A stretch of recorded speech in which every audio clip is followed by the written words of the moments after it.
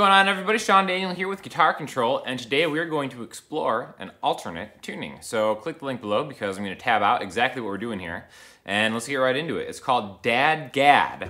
Now, all that means, it's a great word because it spells out the names of the strings and how they're supposed to be. Instead of the usual word, E-A-D-G-B, E-A-D-G-B-E, we're going to tune to a different tuning. So if you've never experimented with an alternate tuning outside of maybe drop D, something like that, I think this could be a really good lesson for you. Let's retune our guitars together. So the low E string now becomes a D string. Okay, a lot of people may have already had an experience with just like a drop D tuning where you can just turn this string down and then you get like super easy power chords. The great thing about this is it's not too difficult. So now we have a D, A string gets to stay where it is, the D string gets to stay where it is, maybe a little in tune. G string also gets to stay the same, right? Okay, so those low 4 strings are exactly the same. Now the B string, we are gonna tune down to an A. So a full step down. Got it? And then the high E string is also going down to a D. So once you have everything done, it should sound like this. Okay, now what exactly is this? Already, right off the bat, it has this beautiful open sound.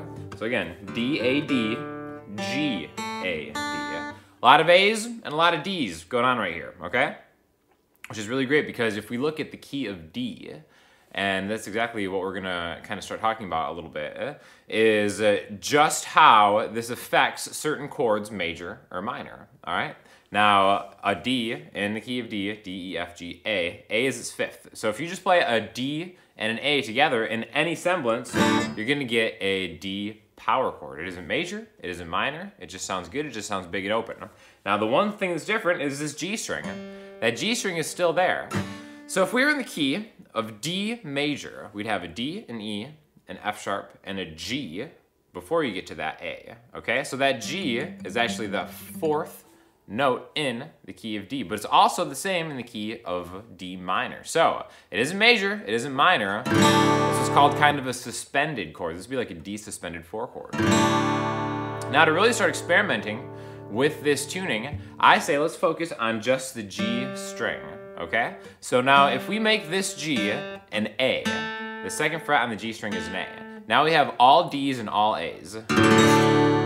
Okay, so that's just like a big, open, chimey power chord type thing. Okay? Now we can even move this further, right? If we go through maybe more notes in the key of D or whatever key you want, I think it's great to just kind of experiment on one string.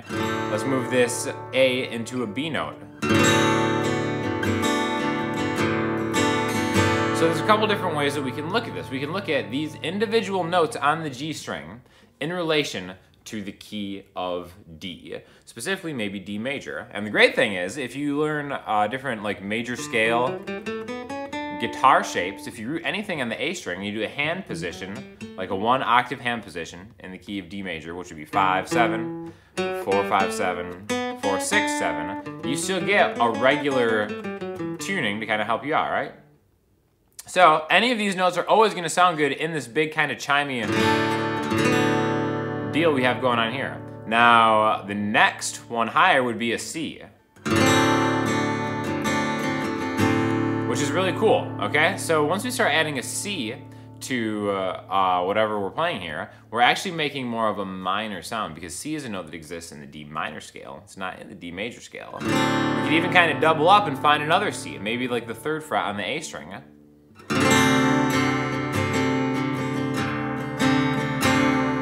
Okay? I think like it's a really cool thing to start experimenting out just by manipulating one note within this symphony of D notes and A notes, right? So we can kind of keep going through. There's a C. We could add another D. The 7th fret on the G string would be a D. So again, that's just another way to open up that D and A power chord type thing we have going on here. To an E.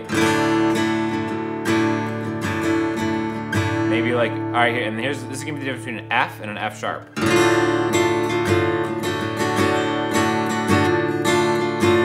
Okay, now this is one part that I kind of want to spend a little bit of extra time here. The 10th fret and the 11th fret on the G string, which are F and F sharp. Now, if you know how chord building works, you'll know that if you have a D and an A, again, it's not major, it's not minor, it's just a power chord.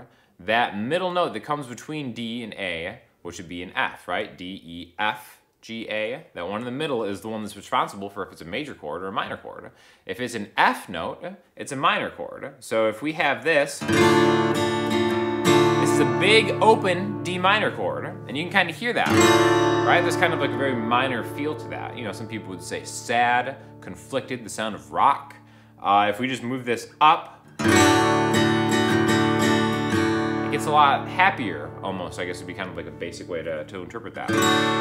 So really, that F sharp, or an F, is the third in the key of D, and it's super, super important to get that sound. And then eventually we can go back to that open sound, which, again, a great example of not having a lot of resolution, right? A suspended chord almost kind of begs to be resolved somewhere. When you have that F sharp in there, with that major third, as it's called, 1, 2, 3, just by adding that,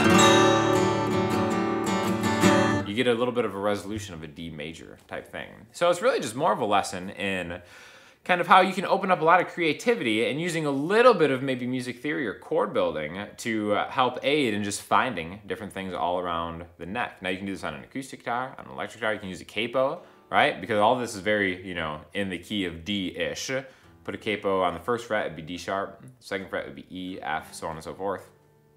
But really, start thinking about where those thirds are, those major or minor thirds, because again, you'll get like really cool sound, and just kind of, it's a good example of just knowing a little bit going a long way. And then it doesn't always have to be just on this G string. I like that because everything else is a D or an A, but we can use the exact same thing. Like if we're looking for a major or minor third in the key of D, there's that major third, F sharp, we can do the same thing here.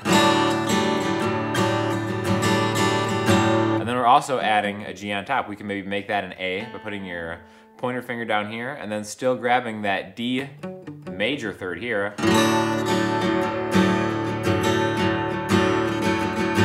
I think that's a pretty cool sound. It's really just knowing, in relation to an open string, which note is which. So really knowing your notes on the fretboard is super, super important. The great thing about knowing an existing hand shape in a regular tuning thing, like this major scale or this minor scale, you can experiment with any of these notes, because adding any of these from the minor scale or the major scale is gonna really help. You can maybe make little chord progressions out of it. Like for example, let's take 1, 2, 3, 4, 5, 6, 7, 8. And again, I'll tab out just the notes of D major or D minor in that link below if you want to check it out. Let's take the first, third, and seventh note to make a D major 7 chord, and then now add these other notes around it that give it that open D kind of vibe. Sounds really cool, right? We could even make something kind of like D7-ish. And all this is just from knowing the notes of the major scale or even the minor scale. So let's do something a little bit more minor. Let's grab that minor third. Let's just take these two notes. In the minor scale, that'd be 1, 2, 3, 4, 5, the third and fifth notes of the minor scale.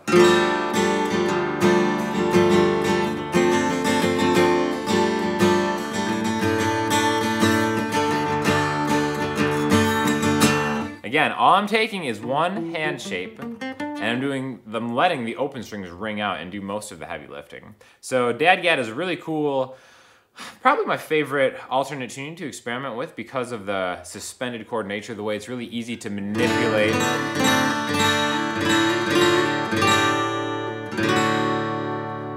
the whole sound of it just by adding one fretted G string note. And it's a good way to just kind of get over, and kind of practice some of, maybe a more practical way to apply just your knowledge of chord building in general. So definitely check it out. It's something that is used a lot in traditional Irish music, Celtic music. I'm working on this Celtic album. That's why I've been spending a lot of time in this tuning. And I just kind of wanted to share some of the stuff that I've discovered with you guys. So definitely, if you have any feedback, let us know in the comment section. We'll get back to you. And also check out some of the other videos on the Guitar Control channel in the meantime by myself, other great instructors, to kind of maybe brush up on some of your chord theory to help out with these amazing sounds of DADGAD. Thanks a lot, guys.